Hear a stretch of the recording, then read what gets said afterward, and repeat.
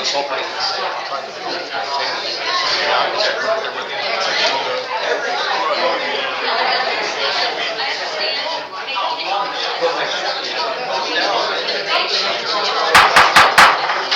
Does that make sense? Let's call this meeting to order. Please join me in the Pledge of Allegiance. I pledge allegiance to the flag of the United States of America and to the republic for which it stands, one nation, under God, indivisible, with liberty and justice for all. Thank you all for coming. We have a roll call, please. Mayor Barbara Yaki. Here. Mayor Pro Tem Bob Yanis. Here. Commissioner Tom Welch. Here. Commissioner Stu Davis. Here. Commissioner Joe DeLuca. Here. Commissioner Al Ramirez. Present. Commissioner Luke Stempian. Here. City Manager Craig Morton. Here. Fire Chief Keith Klobuchar. Yes. And Wade Trim Personal Planner Caitlin Hagan is here. Thank you. Wonderful, thank you. Do we have any additions or changes to the agenda? Great. I'll entertain a motion to approve. I move to approve as written. Second. All in favor? Any opposed? Motion passes. All right. Approval of consent agenda items. Any questions for Craig? I move to approve the consent agenda items, including payment of $198,019.95. Is there a second? Support. Okay. Roll call, please. Davis. Yes. Yanis. Yes.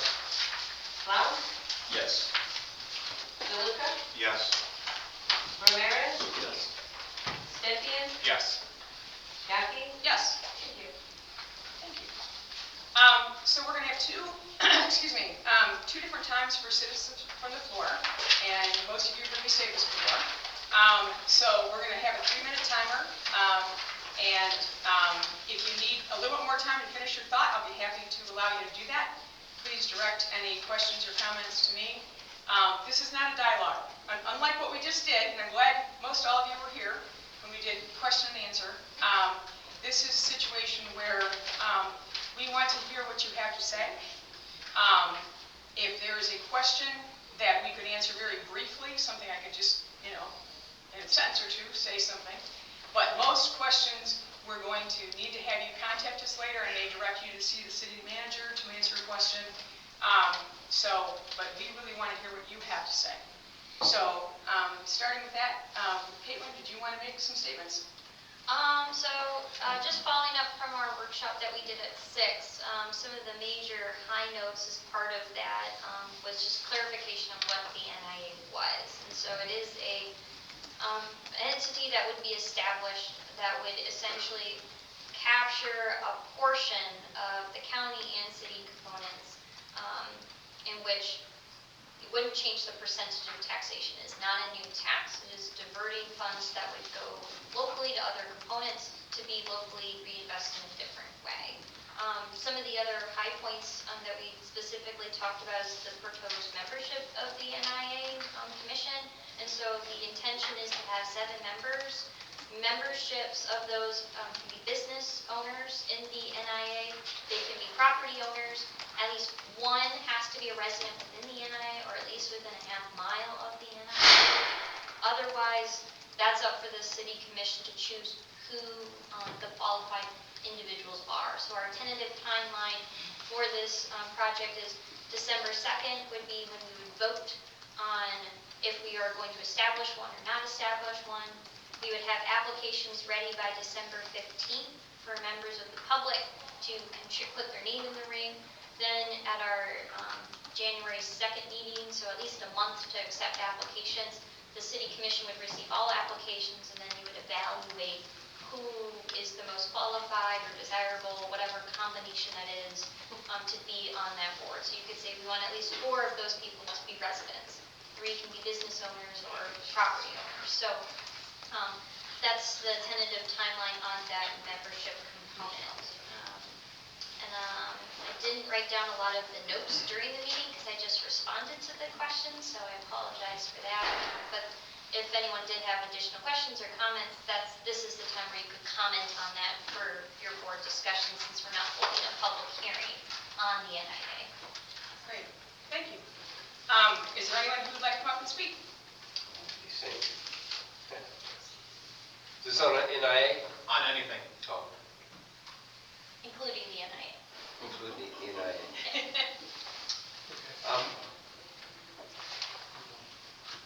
No. Okay, anyone else? Okay. Then next, we're going to go to our guest speaker, who is going to be our County Commissioner, Ian Kemp.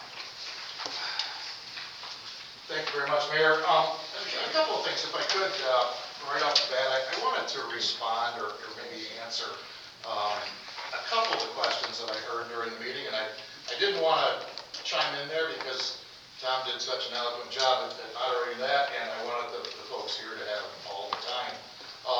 But to first respond to Mr. Deitch's question about kind of the taxes, I think it was the very first question that was asked. There's three ways that your taxes, your home taxes, can be raised, right?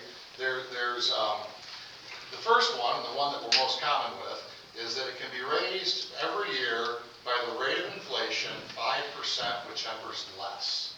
So if the rate of inflation this year is 3.5%, then that's what your taxes are going up. If the rate of inflation is 6%, it's capped at 5%.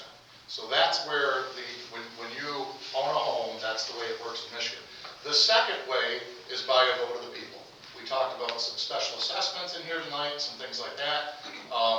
The only way that other than that rate of inflation or 5%, that your taxes can be raised are by a vote of the people. There is a third way, which is a bit obscure, but we've actually had this. We kind of had both in the same realm here in Emily City, which was really unusual. But that is, the Drain Commissioner is the only elected official that has the right to raise your taxes without a vote of the people. Most people don't know that, realize that. But it happened here in Emily City with the Bigelow Drain years ago. The Drain Commissioner came in and did a project and assessed people's taxes. We have 2 drainage districts in Emily City. So that was a pretty heavy burden on the people in the southern drainage district. There was a petition filed, and it went on the ballot to have an election to pay that off and assess everyone in the city that drainage tax, if you will. So that's a very unusual situation, but it did happen here in the city. The second thing I guess I'd like to kind of touch on, and you know, this is also another unusual thing, because I started as a county commissioner in 2001, and the county commission has never approved a TIF since I've been on. I'm not saying it was just me, but they have not approved a TIF in that time frame. So 25 years, they've not approved a TIF. TIF being a tax increment financing, which is what a NIA is. So a DDA is a TIF, a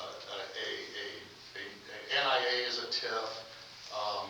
They're all tax increment financing. All that statute is spelled out in Lansing. We have no control over that. Just like, you know, I've had people say to me, well, you know, we want to elect the people. We want the people to elect the people that serve on this NIA board. And that's wonderful, except for you can't do it, right? State statute determines how this board determines who's going to be on that board. And that's nothing anybody here did, nothing anybody in the county did. We got to play by the cards Lansing deals us. There was 2 times in our county that I can recall that we did use a tax program that was set up by the state. It actually wasn't a TIF, to do some economic development in happened to be in our area or my district, and that both of them took place in Almont. One was for the family farm and home when they came in, and the other one was for Venture's department store. And as you recall, they were both abandoned buildings, or they were empty buildings, not abandoned, they were empty buildings. They've been empty for quite a while. And in order to get those folks to invest and put those businesses in there, we entered into a program, the county and Almont Village, to freeze those taxes for 5 years. And then after 5 years, those taxes would become uncapped, and that's exactly what happened. But those are the only 2 times that I can remember that the county in the last 25 years has agreed to a plan like this. So one of the big questions I've gotten, or have been getting, is, well, why would the county agree to this? And as I think probably you all know, but there was once the city put its interest in, that they were interested in having a TIF, or in the form of an NIA, there was a clock that started at some point, and there was a 30-day window where the county had the opportunity to object to participating in this plan. So if we didn't object, then we were giving our blessing, so to speak. The city manager and the Lapeer Economic Development Coordinator came over, gave a nice presentation to the board, explained the whole thing, and then we went through. At the last meeting we had, it was still in the 30-day window. I brought it up to my fellow commissioners again, said, guys, do we want to put this on the agenda? Do we want to talk about it? And they were all comfortable with it. And I don't know, can you put that slide up on the board or not? This one's a piece of paper? Yeah. Yeah. I've got some extra ones here, and I'll maybe I gotta move, this is gonna go right in my eyes. you guys somebody can pass those around out there. So I had this question, and I think it's a very valid question. And Mr. Gass brought up the question, he's still back there, about how much money this is going to cost the county and what's that going to look like. This is 2024. When you have this piece of paper, I think you gentlemen all have a copy. This is a copy of all of the TIFs in Lapeer County and the amount of money that they generate for that community. So the top is just a straight overview. You see the village of North Branch, I think that's a DDA. Metamora is a DDA. The entire village of Metamora is within their DDA district.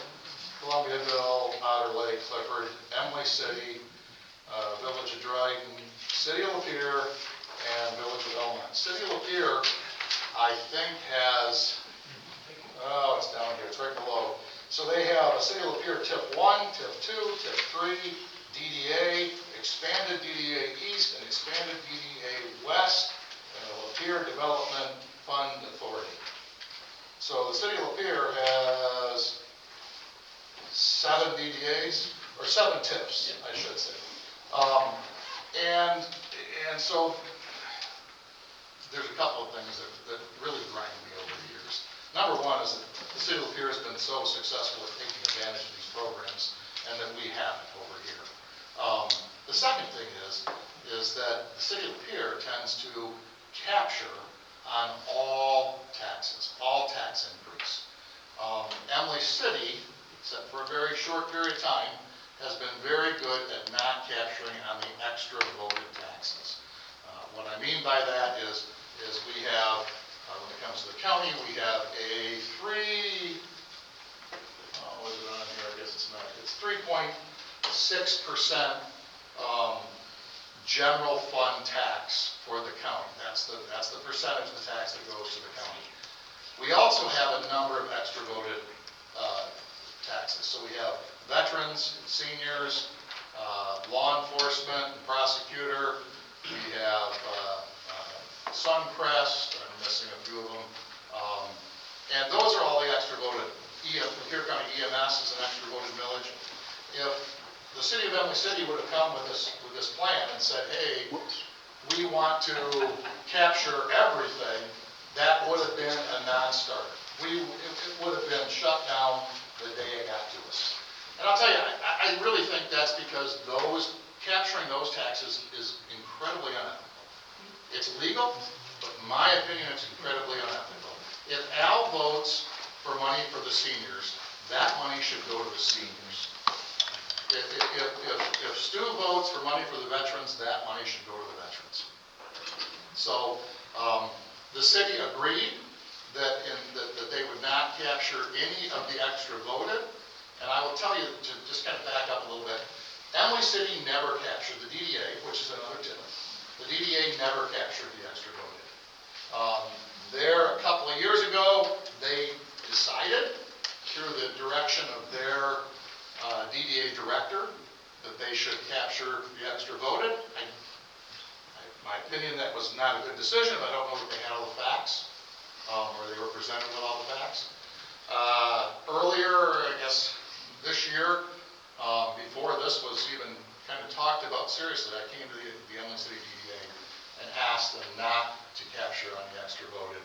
Gave them what I consider to be a fair picture of why they shouldn't capture on those extra voted, and they voted not to. So in my opinion, they did the exact right thing. It used to be that the county actually had a standing motion that we would not act on any economic development in any municipality that captured extra voting. That's kind of since gone by the wayside, but anyway, anyways, I feel very strongly about the extra voting. And Emily City has historically done the right thing and not captured that. So, when we talk about why would the county of Lapeer want to give up some of its money? First off, very proud to say, the county of Lapeer is the third lowest tax county in the state of Michigan. We have maintained that, I think, throughout my 20-some years at the county, and I think that's personally a good thing, because I don't like taxes any more than the next person does. But in this case, and in a few of these cases, I think the county believes that the investment that they're making in the city of Emily City, given the potential for some new development in the city and upgrading some of the current infrastructure, and I use that extremely broadly, within the city, it is a really good investment. And as that tax base develops, the extra voted will still receive the increase. So if we have a veterans millage, as the tax base for this area grows with new development, new commercial, whatever the case may be, that extra voted millage will grow directly with the increase in the taxable value. So the county is going to see some creeps, and it's not just all a one-way street on that. But more importantly, I think that somewhere down the road, these things sunset, or they're supposed to sunset. This one happens to be 30 years, which again is arbitrary by state statute. And when that happens, then everything goes back to normal, and that portion would go back to the county, arguably now developed and at a much higher rate than a vacant field or a 425 that the city just entered into, that sort of thing. So I think there's some real valid reasonings why the county would be interested in partnering with the city on this program, and giving up some of its tax, a small tax percentage. But more importantly, I think the county is interested in developing our communities. I mean, we're all part of this. We're all in it together. And we want to see Emily City do well. We want to see Almont do well. We want to see all the communities do well. And we think that we're in a position right now. The county is very financially solid. We have a very good fund balance. We have very good, our budget's well under control, and we feel that this is something that we can do. We looked at what the cost to the county is going to be. Personally, I can't help but look at that $554,000 annually that goes to the city of Lapeer, and $110,000 that comes back to the city of Emily City. And this is the district I represent. This is, so to speak, the team that I bat for. And so that's my personal interest in getting at that a little more equitable with the city of Lapeer. So, I don't know if anybody has any questions, or maybe if I answered any questions, or, yeah, I mean, I'm going to ask them, can I accept any questions? We can do a few, yes. Okay. Ian, I would like to address the Bigelow drain, since you had brought Bigelow drain up. You're saying taxpayers, I believe you said it was on ballot, and we voted to have it put on. Am I correct? Originally, You said it was an odd thing that it was an odd happened. thing because originally it was an assessment by the drain commissioner. So Okay. we were gonna pay it, and then we voted to split it over a wider. Okay, so the taxpayers pay for Bigelow drain. Bigelow drain runs down South Almont Avenue and up Borland Road, and it kind of dead ends at the back of Stoke property. I came home and I watched the installation of Bigelow drain. That's actually the business that I used to be in. And they were making weed pipes so it would draw water, and they were pulling the rubbers off the joint, and they were putting fabric on so it would weed water. I can't help but ask you why the only person I feel this Bigelow drain's benefited would be the fairgrounds property at this point. Unless you can tell me different and tell me that some drains are tied in, there's infrastructure already over there, water main and storm sewer, that taxpayers have paid for. So I'm not understanding the capture of money to increase this when already what we've had, it seems like transparency even on the Bigelow drain thing, nobody's benefited from it. Just one property has truly benefited from Bigelow drain. Well, first off, Dennis, I would say that's absolutely not true. Everybody, Well, I mean, we all remember, I'm old enough, you're old enough, we all remember the lake out in Stoltz, in the middle of Stoltz. I remember pulling vehicles in and out of your parking lot. for sure. Absolutely, 100%. absolutely. I can tell you that what has benefited the fairgrounds for drainage is that we tiled the entire fairgrounds since then. But there were lots of problems. The fairgrounds did not. I'm not insinuating. Right, we had nothing to do with the Bigelow drain getting developed or not developed. We benefited from the Bigelow drain due to our proximity and the fact that the drain goes through our property, just like everybody that is, has property in proximity. My question would be, how did it come about the Bigelow drain? And Okay, with- you know what, this is. I don't know what- Hold on, yeah. hold on, point of order. This is nothing having to do with what we're talking about, so actually, I'm gonna move on. Let me just say one thing. Dennis, I would be more than happy to meet with you at any given time. I'll do the same thing. I'll buy the coffee, and I would be happy to sit down and chat with you about it. I'm available anytime except for 2 Thursdays out of the month.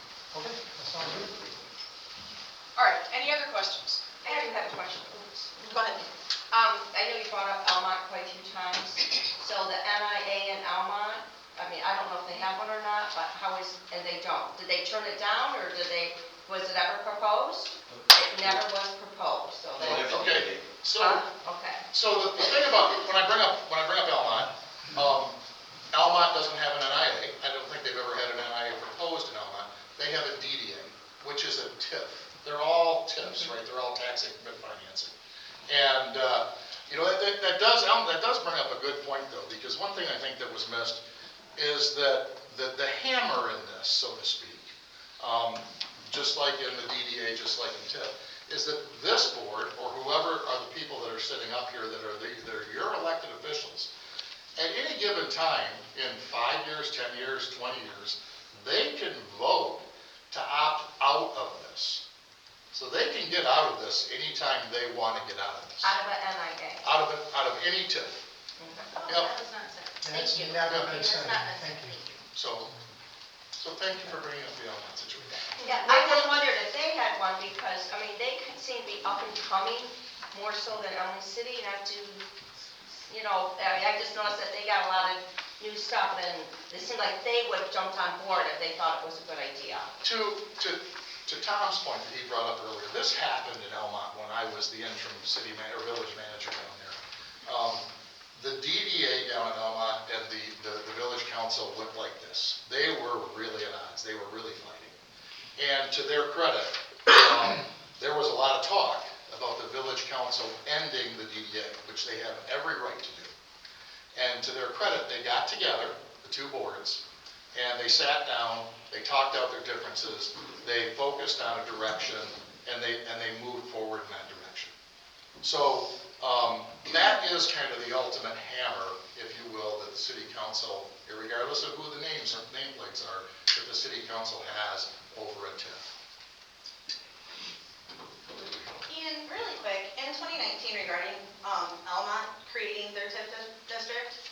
you were quoted in the newspaper saying that the commission would not support something like this.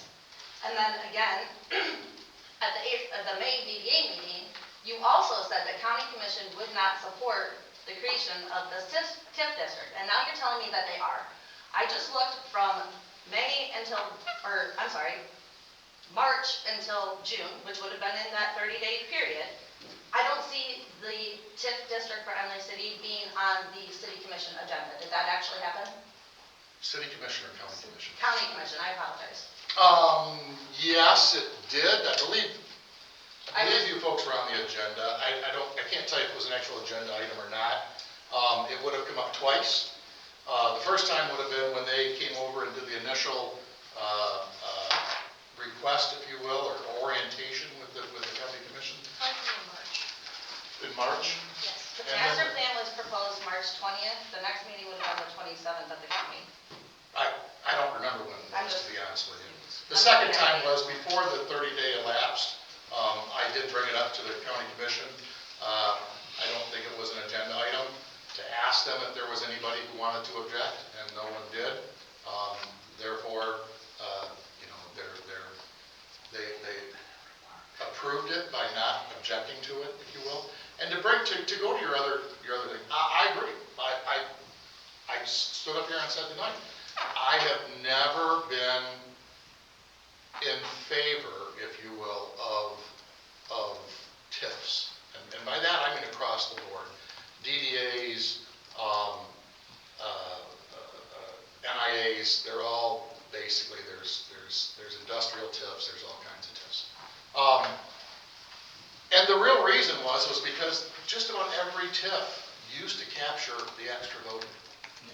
And we fought, and I fought, and Craig will tell you, because he was there, I fought darn hard in the county to get every single municipality on board without paying, or without capturing on the extra voting. And and we accomplished that. Everybody, including Lapeer DDA, did not capture. And just before I left in 2000, within 3 or 4 months or something like that of me leaving, the Lapeer DDA came over and said, oh, guess what? We're going to capture on all extra voting. And that board continued to fight. Now the board changed. And that fight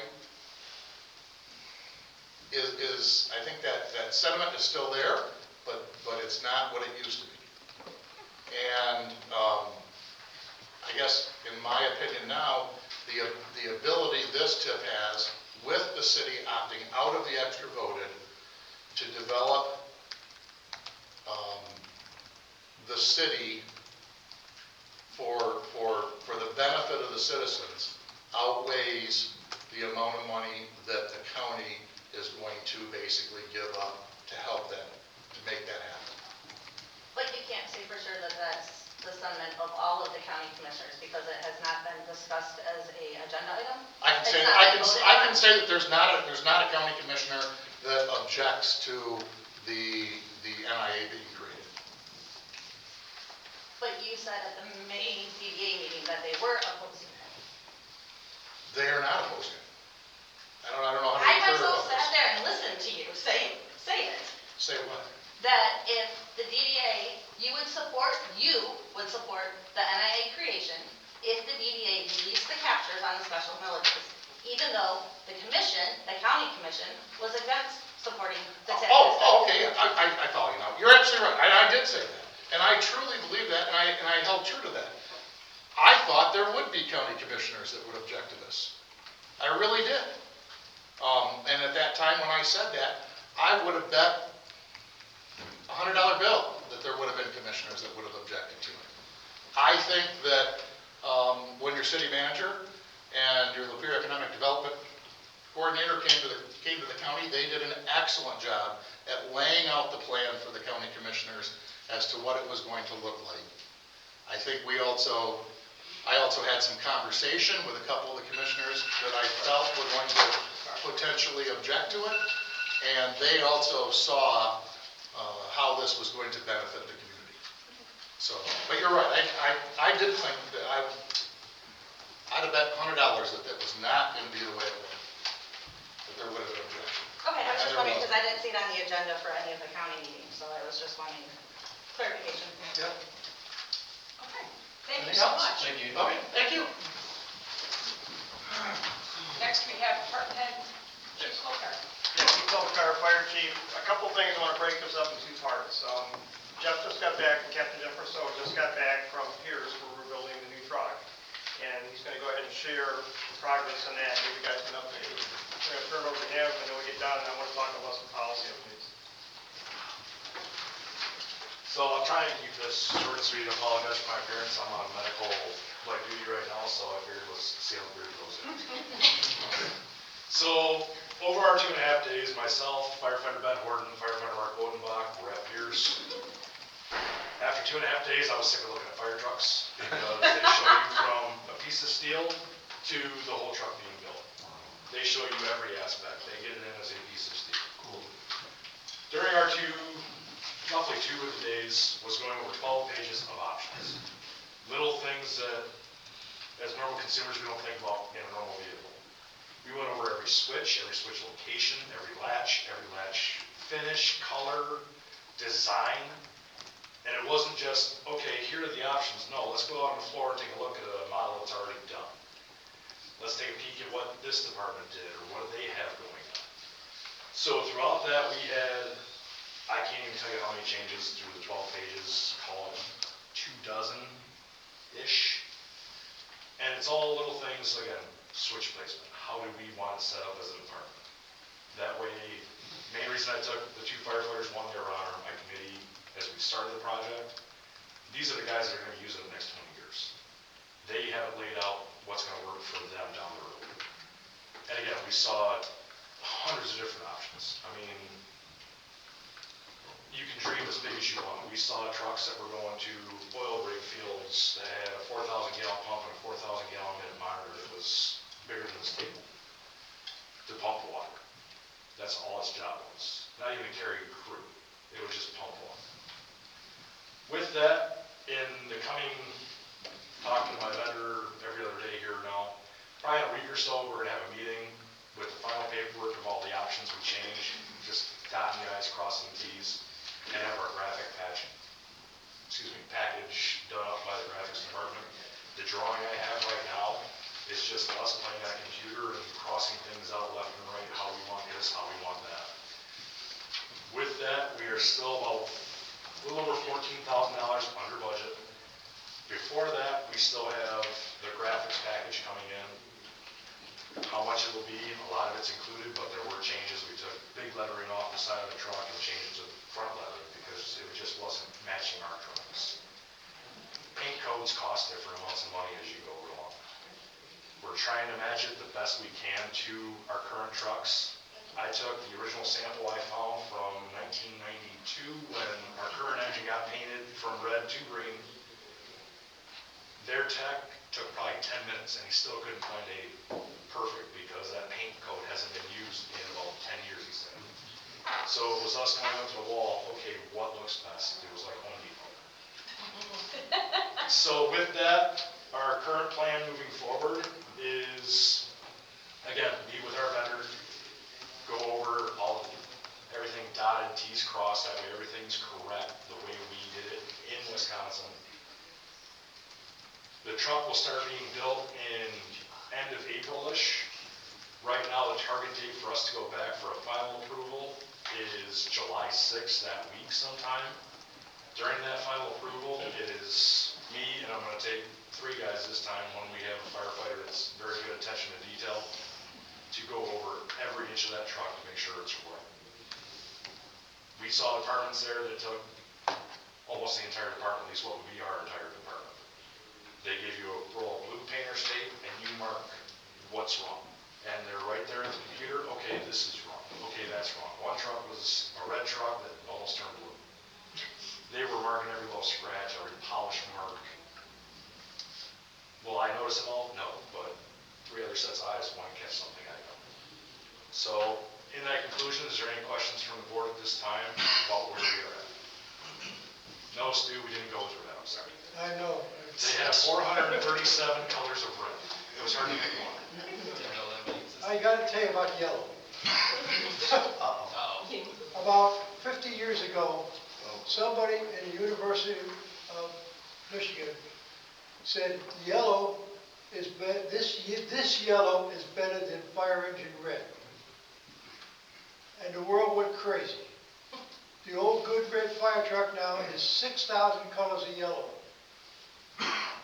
So on their board, Painted red like a real truck. on their board, they only had about 30 yellows.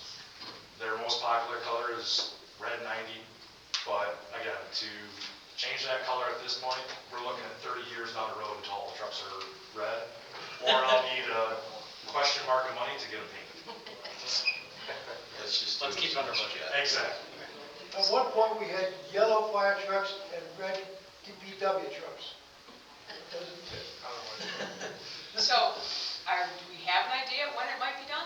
So right now, their target date that we gave them is July. So July 6th is the target date right now, the first week of July.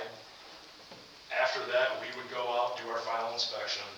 After our final inspection, as long as there are no major issues, and I say inspection while we're out there, we're gonna take it for a test drive. We're gonna run the pump. We're gonna make sure everything works. After that, it's probably a week until it gets shipped to Wixom, to our dealer. We go down, we inspect it again there, just to make sure while it was on the road, nothing happened, a rock caught the windshield, and we gotta replace that.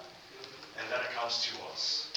A realistic date in my mind right now for the truck to be completely in service with training on the new pump, the foam system, getting guys used to driving it, and finish equipping it. I'd like to see it in service probably September. Thanks. Thank you. You gotta order a ladder truck then. A couple hours. Right now, the current price on a ladder is 2.6. Yeah, I know. Truck years. Thank you for all your hard work. Thank you very much. Very much appreciated. More to come. Thank you, guys. Yeah, the team worked really hard on that one. As a matter of fact, they worked hard to make sure that that popped into the 2026 budget year. To make sure that,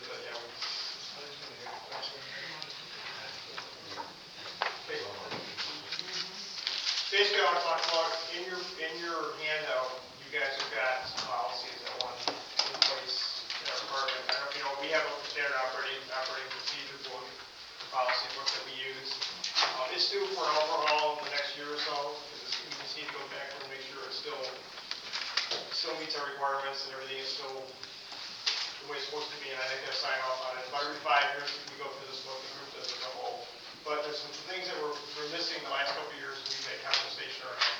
And that's what's in your handout. These have actually all been vetted by the lawyer already, so they work in the legal team. One of the ones that's on there is policy 118, social media policy. We didn't. I'm sorry, do you know what page you're on? 21, Twenty-five. 25 is the though. social media. 25 is the social. 25, got it, okay, thank you. You're on 20, yeah, starting there. Social media policy, we don't have one. It's not that I have an issue, but I want to make sure I continue not to have an issue. So we're adopting a social media policy. This has been taken from other organizations, and we just pull together saying, okay, there's some do's and don'ts around social media to make sure we protect ourselves, make sure we protect our firefighters. Here's a social media policy. That's one of the ones I adopted. The second one is a new one that's being adopted by a lot of departments in the area, and actually around, is instant response policy. In other words, we're expecting people to show up a minimum amount of time. If I have 100 calls, and if you're only showing up for 20 calls, I'm going to start having a conversation with what's going on in your life, what's happening. When you get down to 10% or 10 calls or whatever, we're going to start actually taking more action, say, hey, you got to pick up the pace. You're on this department, we've invested a lot of money in you, we need you guys to be here and support us, so it gives us the ability to say, hey, I can wait to stand up, you're not showing up and say, you need help, but I need to pick the pace up. So, and it's actually a very local policy for what we're asking for here, so it's a starting point. So that way I want to get in place as well. And the last one, it's called 120, it's called Code of Ethics. It's actually taken from the National Fire Administration. And what it does, it protects the city, it gives guidance for the group on what you can ethically do, what you cannot ethically do. It gives leadership in the department the same guidance. It even protects the firefighters because it allows them, when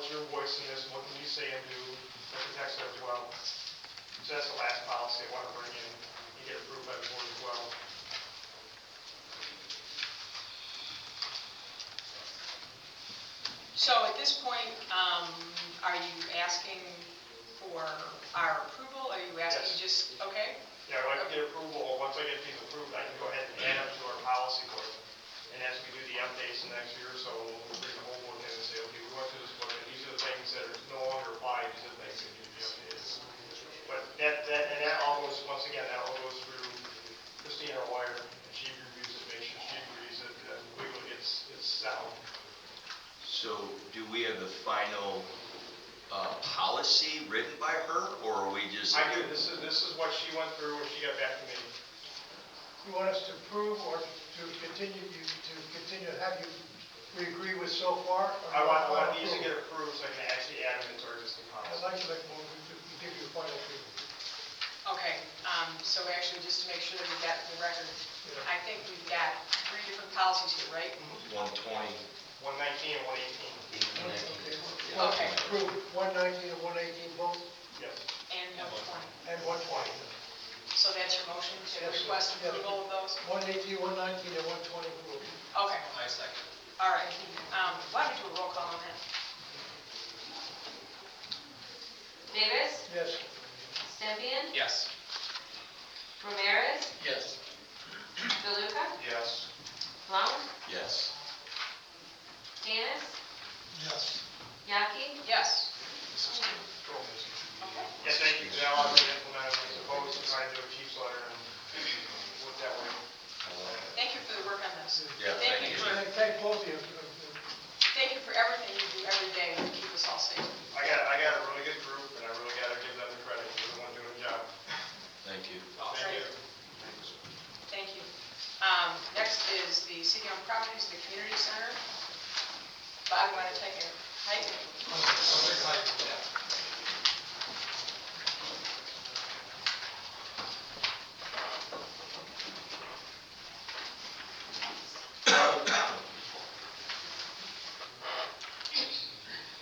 Okay, we made a few changes from the last meeting. We came into an issue we thought we better resolve before we have a problem. Instead of putting blown insulation in there, we sprayed the roof of the building. Because the weight on the bottom of the trusses, we're not sure what it can handle. So you put the purlins on, put steel on, I was a little nervous of that. So I talked to Greg, and he said, do what you think is best. After talking to several other ones, that's what we decided to do. We're still gonna put a ceiling in it, but the weight is on the top of the truss, not on the bottom corner. If the building came down, then we got a problem. We don't want that to happen, so we did that.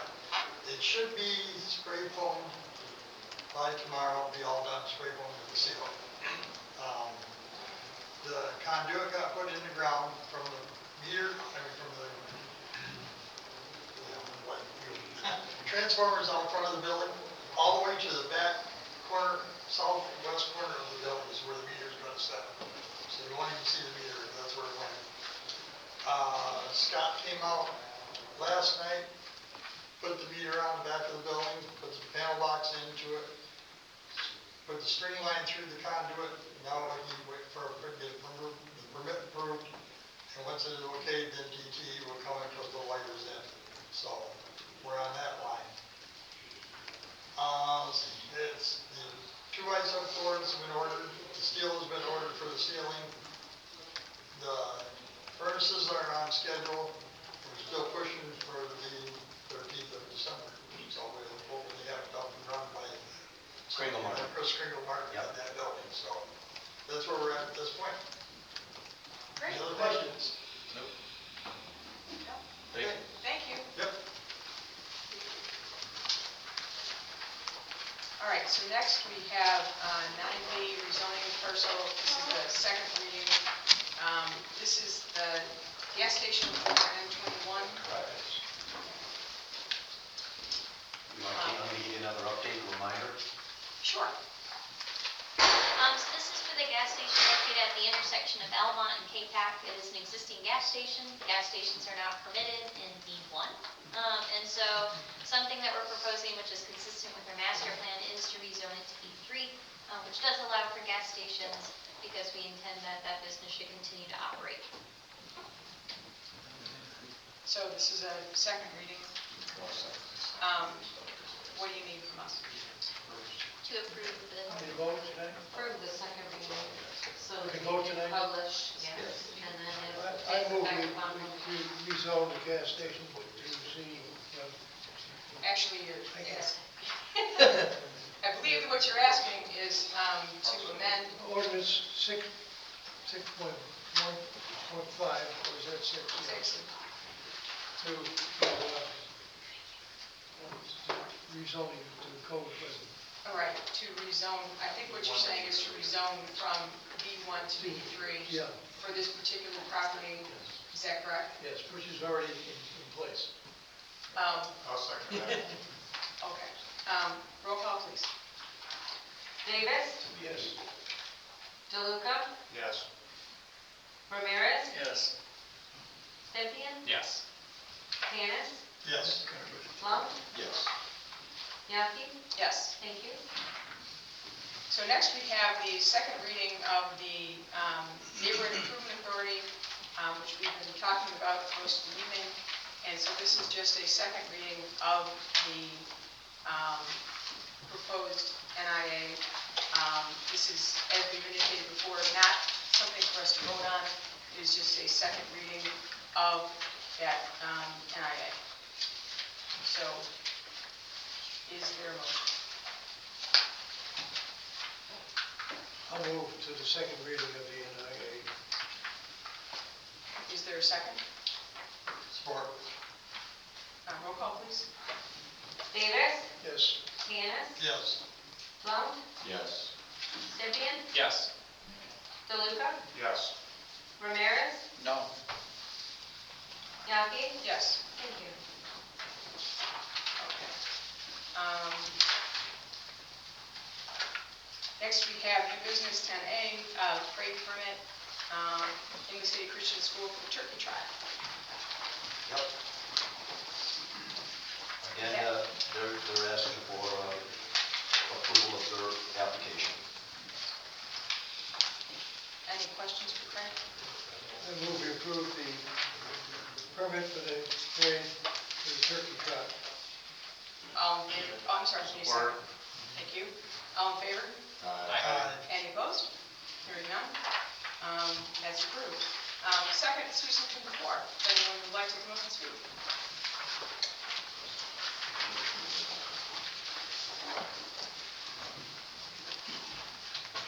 Mindy Stebbins, 180 Walker Street. I just want to touch on what Karen touched on earlier, and I want to speak for a moment about ethics and public trust. This isn't directed at any one person, it's about the standards we all expect from our local government. When the city considers something as significant as a long-term tax capture district, residents need to have confidence that every vote is coming from a place of neutrality, not personal interest. Even the appearance of a conflict can erode trust, and the Michigan Municipal League and ethics guides are very clear on this. When officials stands to benefit financially or professionally from a decision, even indirectly, the appropriate action is recusal. That includes situations where someone works in a field that directly profits from rising property values or increased development. It also includes situations where a board member owns property in the city but lives elsewhere, or holds multiple positions on tax captured districts. None of that means anything has done something wrong. It simply means that the public deserves transparency and assurance that decisions are being made solely in the community's interest. State ethic guidance is consistent. Public officials should avoid not only actual conflicts, but anything that could be reasonably perceived as one by the people they serve. Because perception matters, trust matters, and transparency matters, most when we're talking about decisions that affect taxes, development, and affordability for the next 20 to 30 years. So I'm asking for one simple thing, that any official who may benefit professionally, financially, or through overlapping roles take the responsible, ethical step of recusing themselves from votes on the NIA at the next meeting. It protects the integrity of the decision, it protects the city, and it protects the public's trust. And it reassures all of us that the choices being made are truly for the good of the whole community. Recusal isn't a punishment, it's a safeguard. And it's how a small town like this builds trust in big decisions. Thank you. Anyone else like to speak? Is this just for about anything? Yes. Yeah. Okay, all right, I want to talk again. Stacy Palma, 6949 Newark Road, and this is about, they're changing over the Shopko, And I talked to the landlord there, Ivan, because they are working on that retention pond, and they're digging all the dirt from that, making that new drive, and they got it around the retention pond. And my concern I brought up to him, because probably about 6 years ago, there was something wrong with the retention pond, and when they built Shopco, they built it up, so they're like on high level, I'm low level, so any kind of water runoff runs like right into my yard, and I had an issue where it flooded everything, went into my shed, it froze, everything froze, couldn't get in the shed, so I said, I'm just concerned that whatever you guys are doing is right, and he pointed me back to you guys and said, you guys are having them do this. I just want to make sure we're all on the same page. Well, He says you guys are making them bigger, but I don't know how the dirt got hauled in. But you guys said that, this is just what I'm saying, so you don't have to answer me, but you can come back with an answer later, that they want the retention pond bigger. okay, that's something that we would need to discuss between the city manager, the planner, and the Okay. planning commission perhaps. Right. Okay, I just don't want the water to run into my yard again. And I would have like a pond basically in my yard. I'll have the DPW superintendent take a look at that tomorrow. Yeah, if you could. If it's bigger, it could be safer. Right, and I agree with that. Let's but make they're- sure we look into But that. they're That's a- building up yeah. all the dirt, like, towards Shopko way. And it's Yeah, low elevation, this yeah. way. Yeah, I Where appreciate we you run bringing that down up. into my property. And that's where my concern was. Yeah. And I brought it up, but he was over there the other day, and we had a really good conversation. And he just said that the planning commission, I thought is what he told me, said they needed to do this. I might have gotten that wrong. And the next thing is, him and I talked about the fence, because he come over to talk to me about, remember we talked about the fence and stuff? And when he realized how high his property was, how low mine was, they cannot build a fence well enough for, get the fence guy come over, he said he can't do it.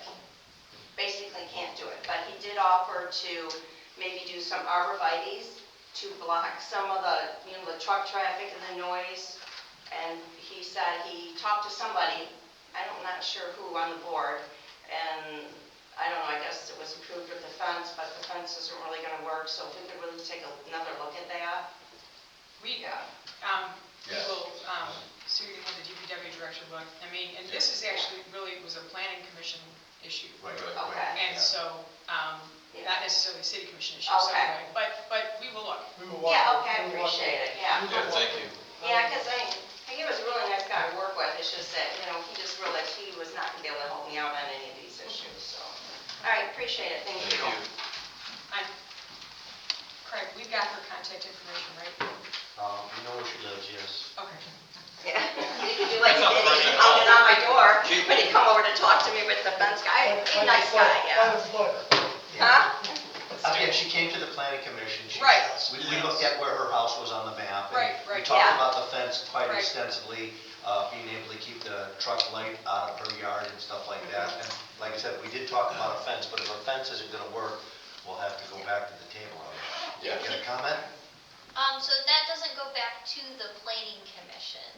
So the planning commission required a solid fence to be used. The applicant is choosing to go above and beyond and do arborvitae's. That doesn't require reaction by the planning commission to plant more trees. They're not regulatory trees, and that can be a gentleman agreement between the property owner and their neighbor. Yeah. And that's my understanding for at least the landscaping along that side.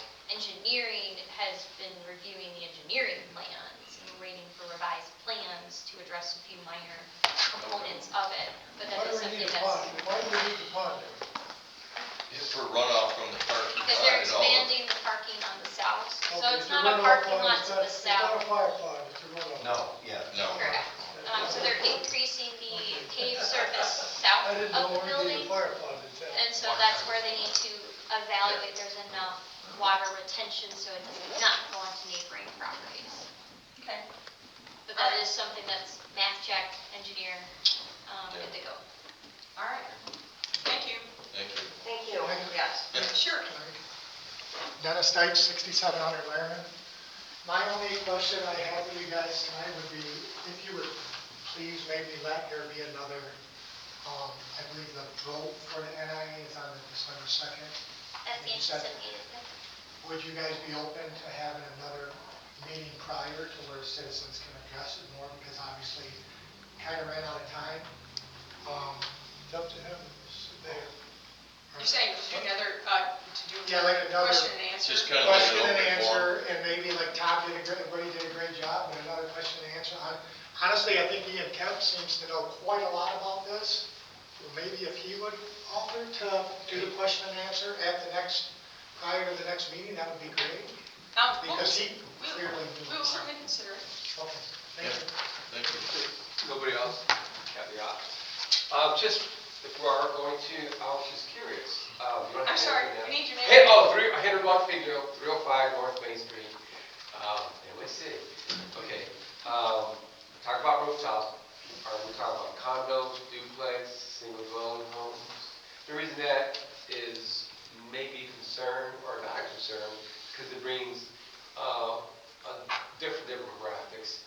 It brings in, if you do condo, duplex, is it going to be for older people? It's going to be for young people? Because we're talking about now, the federal government's talking about, Donald Trump's talking about, President Donald Trump talking about 50-year loans and so forth, which in the long run will raise house prices even higher. But anyway, so that's the only thing I'm kind of thinking, because we start building for families, duplex, and so forth. It's going to enlarge our children at school, the blueprint. And this came through a conversation, not from me, that we had outside. So this was from a conversation that I was like, wow, that is a good question. So maybe if we do have another session where we can ask questions, that might be a good idea. Just throw it out there, let us know. Emily said we would like to do a combination of these things, or no, we're not going to do duplex condos, we're going to do single families, homes, and residents. We're going to try to keep that small town feeling, but we're going to still improve, and we're going to generate, growth. That's all. Thank you. Anyone else? John Warner, 175 Campcroft. Okay, like last meeting, I wasn't able to show up in a timely manner because I work. One question I have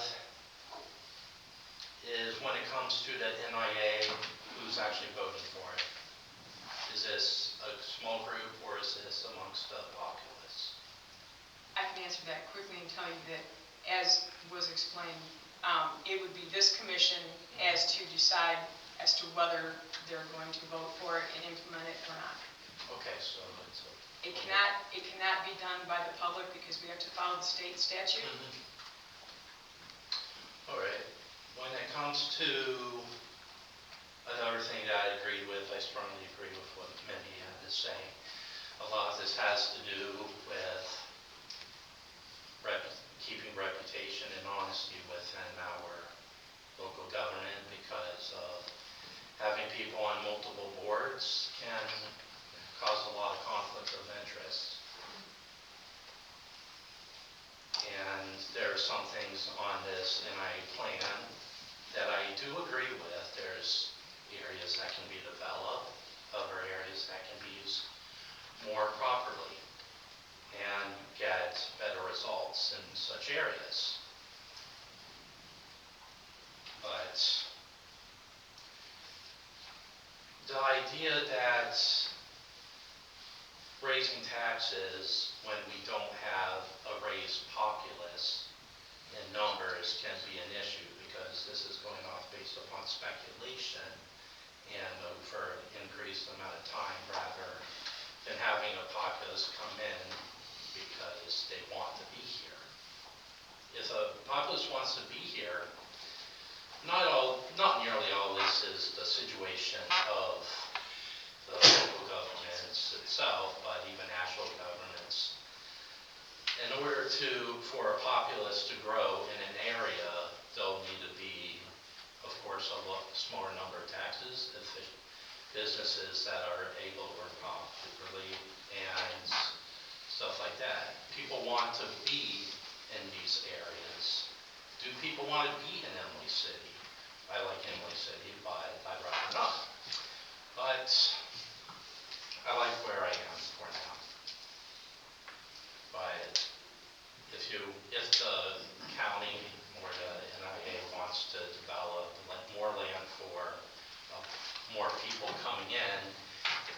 gonna need to be people that are wanting to come up here prior to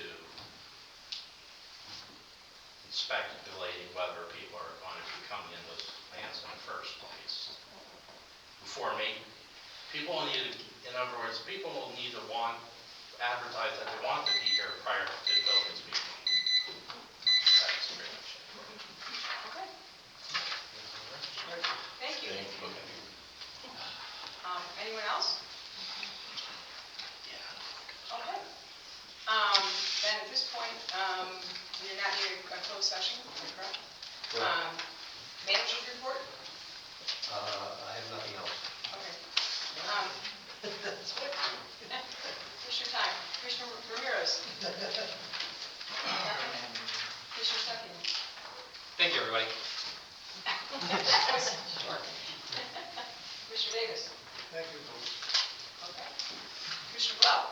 Thank you very much for all coming tonight. Thank you. All right. Commissioner Tanis? Thank you all for coming. Commissioner DeLuca? Just real quick, I know we have a time limit on citizens from the floor for 3 minutes. I know I've been caught in the same situation maybe years ago where I was up there and I remember talking and I had 3 minutes and then I was cut off. And I mean, I do like the fact that you give extra minutes, that part. But I think, especially with some of these topics that we're going to come across, you know, from now to years from now, it's going to take a lot of more time, I guess, speaking about it to get these points across. And 3 minutes of time is very limited. I was looking at more the idea of just adding a couple more minutes, maybe, you know, have 5 minutes at least that citizens can talk. So, but I mean, that's just something we can look at possibly and as a group maybe decide on. So, and I guess my last part obviously is certainly appreciate everyone in attendance. Your voices really do count. So, thank you. Thank you for everyone coming. I really do appreciate the fact that everyone was civil and allowed everyone to be able to say whatever they wanted to say. I very much appreciate it. Thank you. So, I will be adjourned. second. Second.